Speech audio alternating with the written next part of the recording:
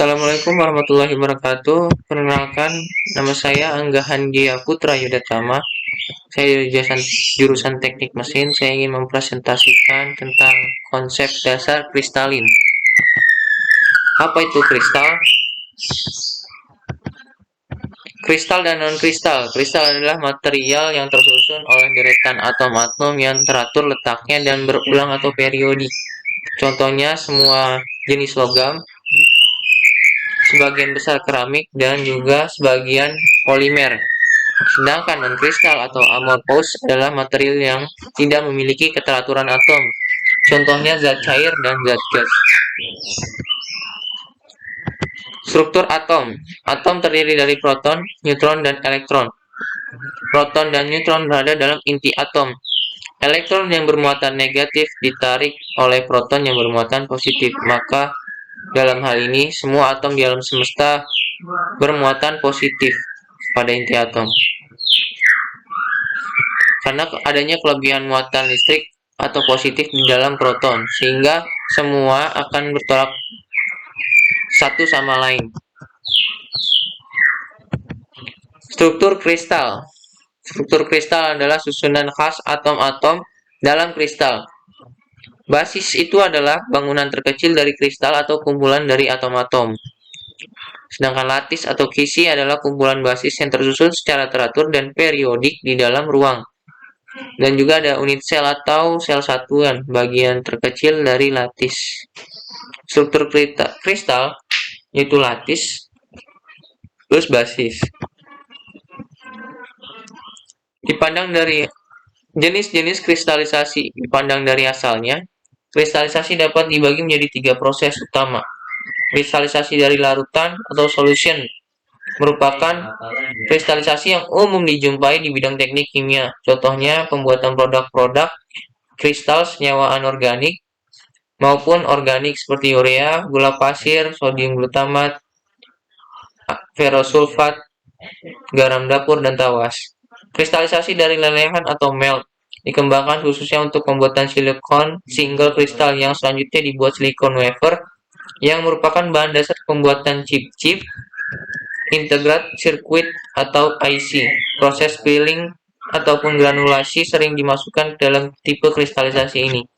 Yang ketiga adalah kristalisasi dari fasa uap, adalah proses sublimasi, desublimasi, di mana suatu senyawa dalam fasa uap disublimasikan berbentuk kristal. Selanjutnya ada sistem kristal.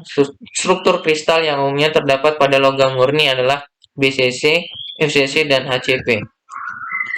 Body Centered Cubic atau BCC. Struktur ini memiliki atom di setiap sudut kubus, ditambah sebuah atom di dalam kubus. Atom dikelilingi oleh 8 atom terdekat dan dikatakan mempunyai bilangan koordinasi 8.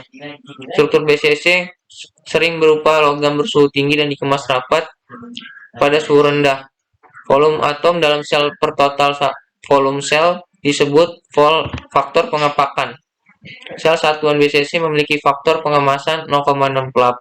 Beberapa bahan yang memiliki struktur BCC yaitu litium, natrium, kalium, dan kromium. Face Centered Cubic atau FCC. Struktur kristal ini termasuk kristal kubus di mana terdapat atom di setiap sudut kubus, ditambah masing-masing satu buah atom di setiap permukaan atau sisi kubus. Sel satuan FCC terdiri dari satu titik lattice pada setiap sudut dan satu titik lattice pada setiap sisi kubus. Setiap atom pada struktur FCC dikelilingi oleh 12 atom, jadi bilangan koordinasinya adalah 12. Faktor pengepakannya adalah 0,74 untuk kristal FCC. Beberapa logam yang memiliki struktur FCC yaitu aluminium, tembaga, emas, dan nikel. Selanjutnya ada hexagonal close packed atau HCP.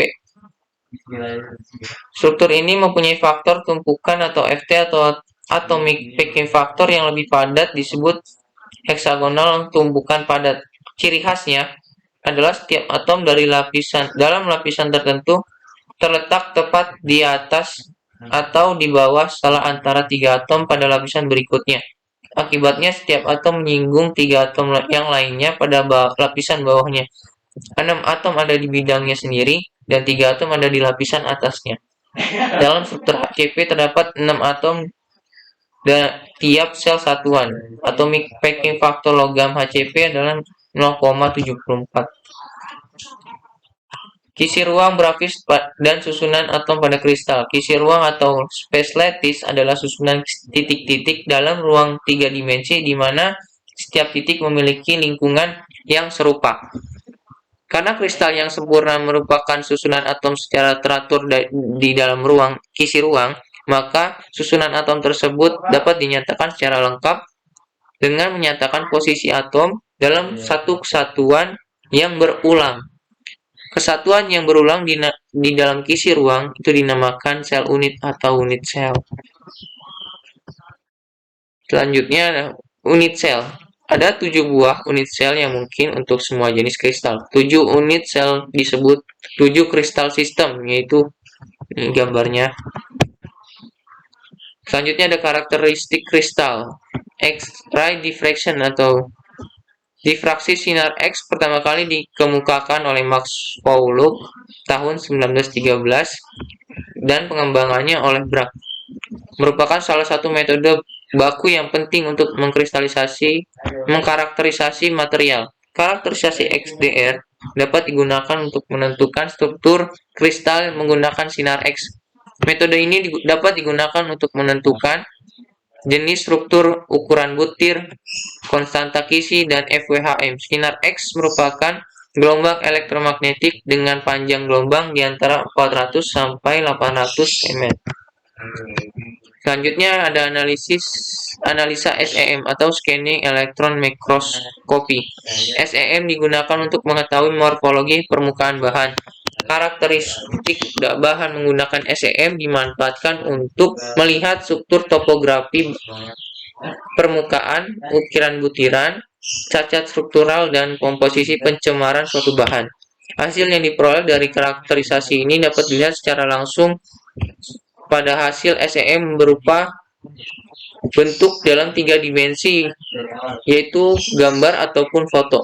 Mikroskop ini digunakan untuk mempelajari struktur permukaan objek yang secara umum diperbesar antara 1000 sampai 40.000 kali. Selanjutnya ada analisis EDAX, yaitu merupakan instrumen yang digunakan untuk menentukan komposisi kimia suatu bahan. Sistem analisis EDAX bekerja sebagai fitur yang terintegrasi dengan SEM dan tidak dapat bekerja tanpa SEM.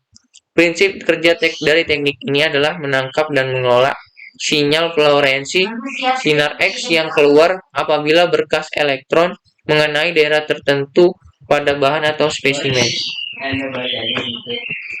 Nah, kita sudah sampai pada kesimpulan, yaitu klasifikasi sebuah material ditentukan berdasarkan struktur yang dimiliki oleh material tersebut. Apakah struktur material berbentuk kristal, non-kristal, ataupun campuran.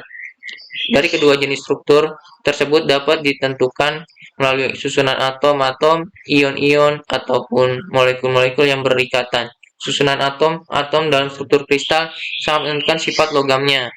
Struktur kristal logam umum adalah BCC, FCC, dan HCP. Struktur kristal FCP dan HCP memiliki koordinasi dan faktor kemasan atom yang sama. Logam dengan struktur kristal BCC mempunyai kerapatan yang lebih rendah dibanding kristal FCC. Hal ini menyebabkan logam dengan struktur BCC lebih sulit dibentuk jika dibandingkan logam dengan struktur FCC, yang kemudian memiliki kekuatan rendah tapi memiliki kelihatan yang tinggi. X-ray diffraction atau XDR dapat digunakan untuk menentukan struktur kristal. Terima kasih. Sekian dari presentasi saya. Bila ada kekurangan, mohon dimaafkan. Wassalamualaikum warahmatullahi wabarakatuh.